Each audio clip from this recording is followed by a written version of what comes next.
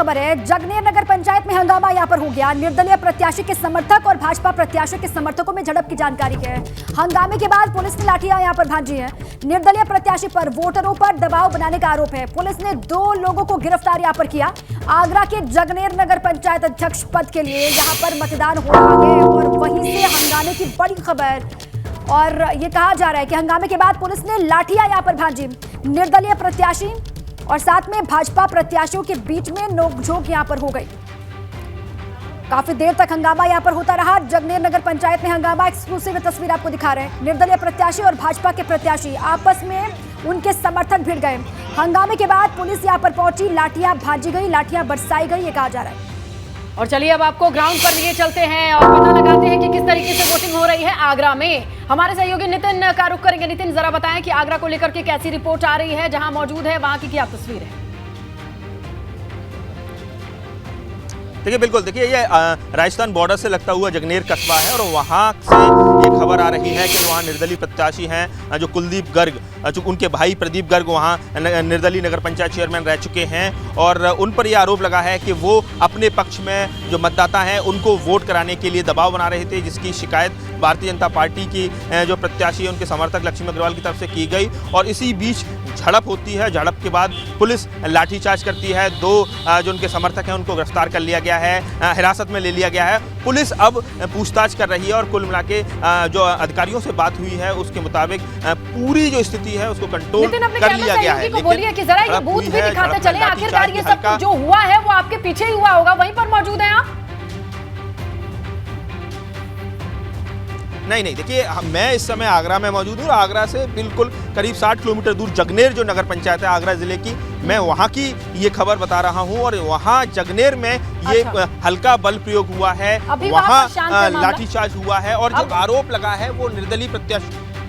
जी बिल्कुल, इस समय जो लेटेस्ट इंफॉर्मेशन आ रही है, पुलिस ने लाठीचार्ज करके जो बिल्कुल पोलिंग सेंटर के पास जो समर्थकों का हुजूम इकट्ठा था निर्दलीय प्रत्याशी के समर्थन में, उनको खदेड़ दिया है, हल्का बल प्रयोग किया है, 2 लोगों को हिरासत में भी लिया है और बीजेपी और निर्दलीय प्रत्याशी के बीच टकराव की स्थिति बनी थी। और जो इस समय वर्तमान में जो निर्दलीय प्रत्याशी हैं जो कुलदीप गर्ग, वहां पर अब वोटिंग बहाल है, लोग वोट कास्ट करना फिर से शुरू कर चुके हैं, लेकिन टिकट नहीं मिली थी। जी। अब जहां आप मौजूद है वहां की तस्वीरें दिखाएं, हालात बताएं।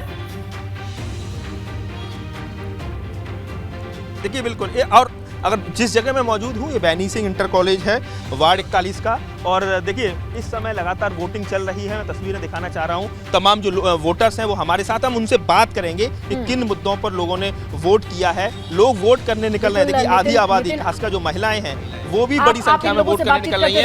और आप बातचीत करते रहिए, हमारे और भी सहयोगी ग्राउंड पर हैं जो कि तमाम अपडेट है उनके पास और तस्वीरें भी हैं। अविनाश हमारे सहयोगी हैं और इसके साथ शैलेश भी लगातार गोरखपुर से रिपोर्ट कर रहे हैं।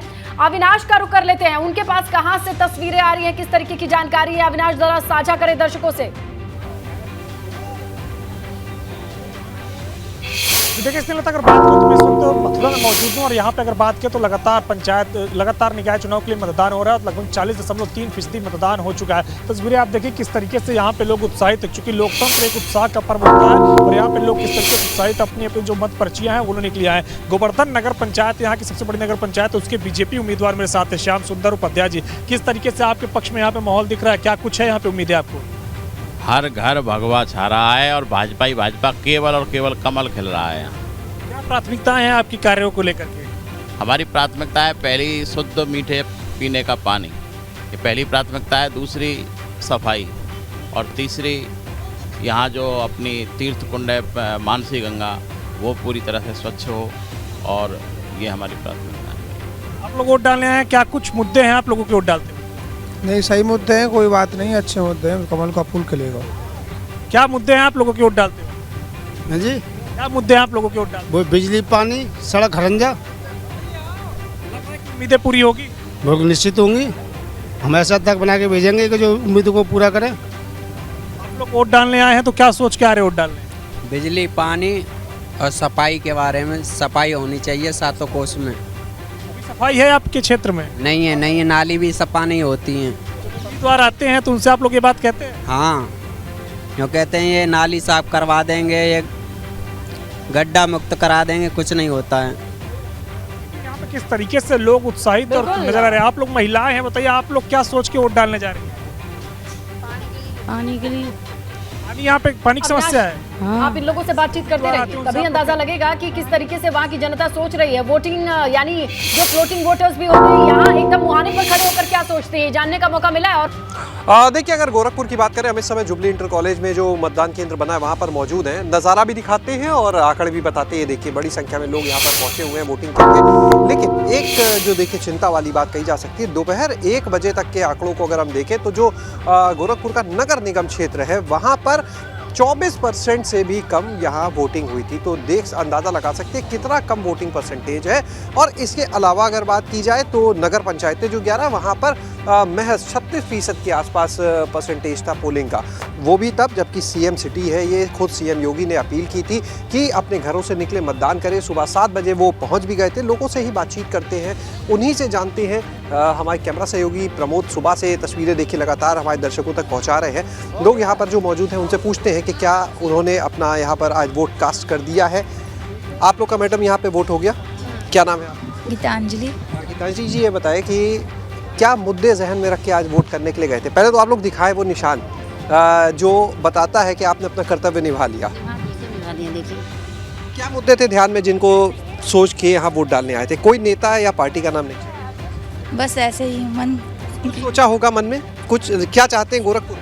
विकास चाहते हैं, किस तरह का? बस हर तरफ से।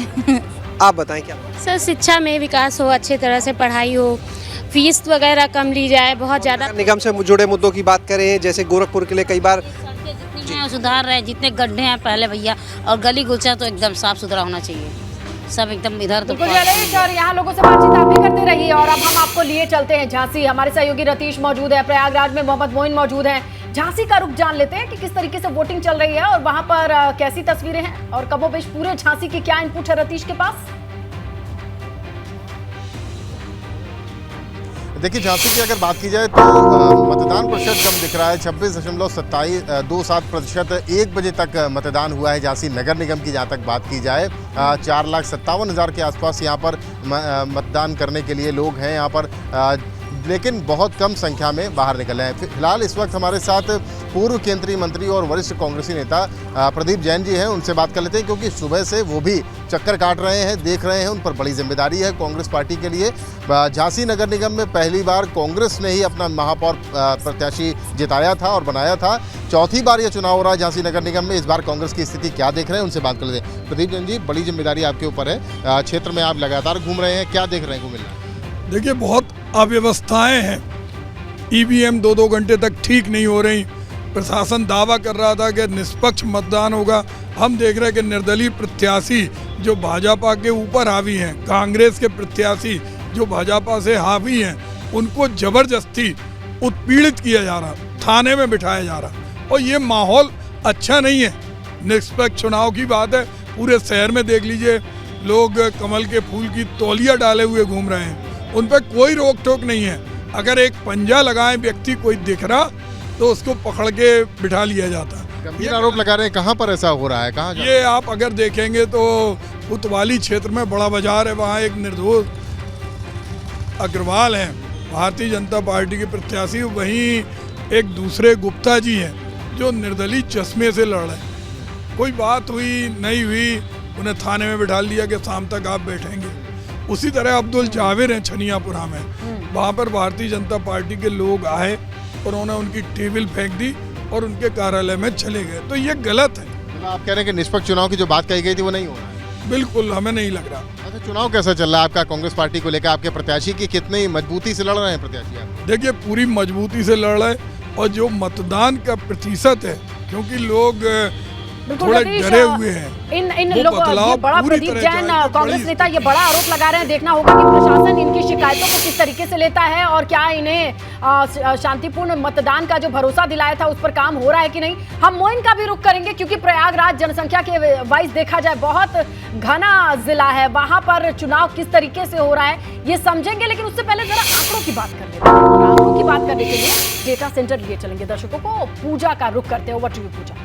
तो देखिए, 37 जिलों में अब तक कितना मतदान प्रतिशत हुआ है, कितना वोट हुआ है वो आपको बताते हैं ग्राफिक्स के जरिए। 37 जिलों का पूरा वोट परसेंट हमने तैयार किया है। शामली में 41%, मुजफ्फरनगर में 35%, सहारनपुर में 33%, बिजनौर में 40%, अमरोहा में 42%, मुरादाबाद में 29%, रामपुर में 27%, संभल में 36%, आगरा में 26% वोट अब तक हुआ है। 37 जिलों का ये पूरा आंकड़ा आप अपने टीवी स्क्रीन पर देख रहे हैं, 1 बजे तक का है ये। फिरोजाबाद में 33%, मथुरा में 26%, मैनपुरी में 36%, झांसी में 30%, जालौर में 36%, ललितपुर में 38% और कौशाम्बी में 34%, प्रयागराज में 17% और फतेहपुर में देखिए 33% मतदान अब तक हुआ है। इसके अलावा प्रतापगढ़ में 31% हुआ है, उन्नाव में 36% हुआ है, हरदोई में 39%, लखनऊ में 21%, रायबरेली में 32%, सीतापुर में 33%, गोंडा में 36%, लखीमपुर खीरी में 34%, बहराइच में 34% मतदान हुआ, बलरामपुर में 36%, श्रावस्ती में 40%, गोरखपुर में 23%, देवरिया में 22%, महराजगंज में 37% और कुशीनगर में 35%, गाजीपुर में 34%, वाराणसी में 24%, चंदौली में 36% और जौनपुर में 29.45% मतदान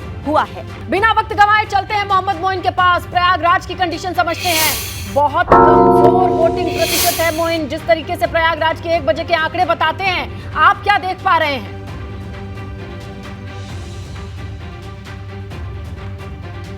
आपको बताएं कि प्रयागराज इस बार भी फिसड्डी साबित हो रहा। दोपहर 1 बजे तक का जो आंकड़ा है उसमें नगर निगम क्षेत्र में सिर्फ 12% लोगों ने ही मतदान किया है। यानी पिछली बार पूर्व नगर निगम में 30% मतदान हुआ था, लेकिन इस बार ऐसा लगता है कि उतना भी नहीं होगा, यानी 25% से कम पर सिमट करके रह जाएंगे। इस वक्त हम मौजूद हैं महर्षि Valmiki inter college polling centre पर, जहां अब से कुछ देर पहले डिप्टी सीएम केशव प्रसाद मौर्य ने मतदान किया था। लेकिन यहाँ पर देखिए एक परिवार है, इसे भी हमें रोकना पड़ा है। हम इन्हें काफी देर से रोक कर खड़े हुए हैं। बुजुर्ग महिला हैं, किसी के सहारे चल रही हैं। चलिए, कम से कम आप अपनी जिम्मेदारी तो निभा रही हैं। क्या समझती हैं आप मतदान को लेकर?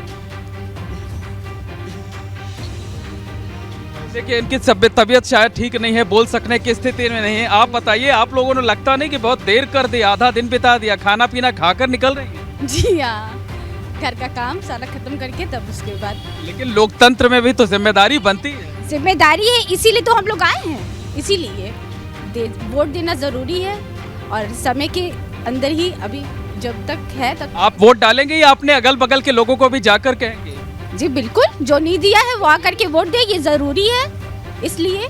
बिल्कुल, मतदान अधिकार ही नहीं कर्तव्य भी है, तो वो अपनी ड्यूटी निभा रहे हैं आप लोग। बिल्कुल बिल्कुल, ये बहुत ही बिल्कुल मोइन, आपने इन लोगों को रोक करके दिखा करके दर्शकों को एक प्रेरणा तो जरूर दी है कि आखिरकार बीमार होने पर भी, बुजुर्ग होने पर अपने मताधिकार का इस्तेमाल करने के लिए कोई घर से बाहर निकल रहा है। तो आखिरकार प्रयागराज में 12% मतदान, बाकी लोग क्या सोच रहे हैं, ये बहुत बड़ा सवाल है। और इसी के साथ हम ये बताएं कि झांसी के नेशनल हाफिज कॉलेज में बने मतदाता केंद्र पर एक अनोखी तस्वीर देखने को मिली। करीब 20 महिलाओं का एक समूह अपनी जिम्मेदारी निभाने पहुंचा। महिलाओं के इस समूह से उनके मुद्दों को लेकर के बातचीत की एबीपी संवाददाता रतीश त्रिवेदी ने। ज़्यादातर मतदाता दोपहर में निकलने से गुरेज करते हैं, लेकिन बड़ी संख्या में महिलाएं निकल के आई हैं। पास के ही इलाका है, लेकिन ये भी अपने आप में बड़ी बात है कि बड़ी संख्या में सब एक साथ मतदान करने आए हैं। और शायद इसीलिए लोकतंत्र की खूबसूरती इसी में देखी जाती है। लोकतंत्र ऐसे ही मजबूत होता है जब जनता, आम लोग अपनी जिम्मेदारी को समझते हैं और समझ करके बाहर निकलते हैं और अपने नए जनप्रतिनिधि को चुनने के लिए काम करते हैं। जो महिलाएं आई हैं उनसे बात कर लेते हैं एक एक करके। क्या नाम है आपका? प्रतीक्षा गुप्ता। प्रतीक्षा जी, बड़ी संख्या में आने का क्या ये कारण है? पहले से घर में प्लान हो गया था क्या? हाँ, हमारा ऑलरेडी प्री प्लान्ड होता है। हम लोग एकजुट जाते हैं, एक ही पार्टी के समर्थक हैं। अच्छा। एक ही कॉलोनी से आए हैं। अच्छा। एक ही कॉलोनी से आ करके आप लोग ने पहले प्लानिंग की होगी? प्लानिंग नहीं है, हम लोग का म्यूचुअली रहती है अंडरस्टैंडिंग। अंडरस्टैंडिंग जो म्यूचुअली रहती है, उसमें क्या बातचीत किचन में या किस तरह से होती है कि क्या करेंगे? किचन पे नहीं, फोन पे कर लेते हैं हम लोग। हाँ जी, आजकल सोशल मीडिया के दौर है, व्हाट्सएप पे हो जाता है। हाँ जी।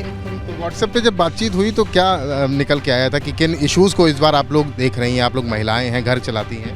जी, हम लोग का व्हाट्सएप ग्रुप बना हुआ है, उस पर हम लोग ने प्लान कर लिया था इतने बजे ही निकलना है, क्या ड्रेस कोड होगा, फिर ड्रेस कोड भी नहीं डिसाइड किया।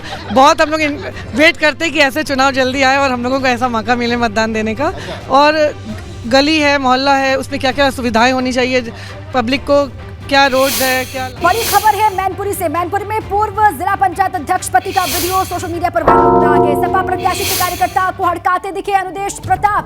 प्रशासन की मौजूदगी में अनुदेश प्रताप के बिगड़े बोल सुनाई दिए हैं। कार्यकर्ताओं का धमकाने का वीडियो सोशल मीडिया पर वायरल हो रहा है। कार्यकर्ताओं को धमका रहे हैं, इसका वीडियो सोशल मीडिया पर वायरल हो रहा है। प्रशासन की मौजूदगी वहां पर है, पुलिस के अधिकारी वहां पर है, लेकिन उसके बावजूद भी अनुदेश प्रताप लगातार वहां पर धमकाते हुए सुनाई दे रहे हैं। ये वीडियो सोशल मीडिया पर वायरल। ज्यादा नहीं, इसमें आप क्या आरोप लगा रहे हो? चलो वोट डलवाओ। खुरापात ना करो, मारे हैं बाल समझ है। आप किन का है उनको दो, ठीक है?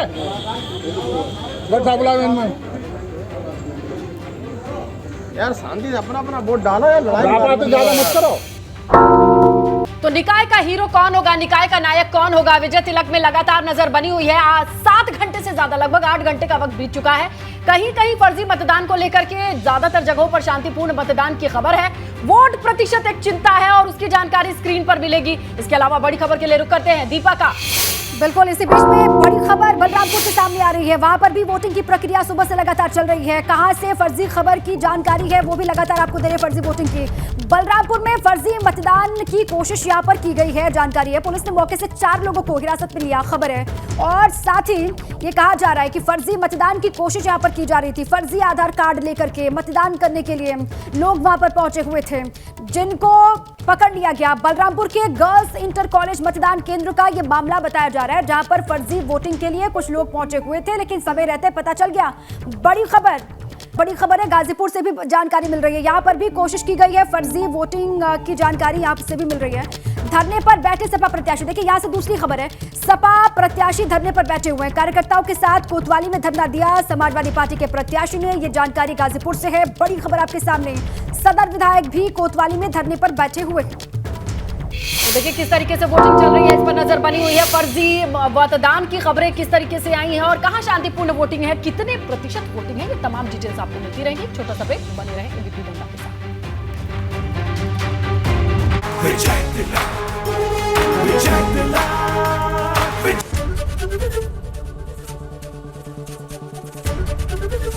एबीपी गंगा, खबर आपकी, जुबान आपकी।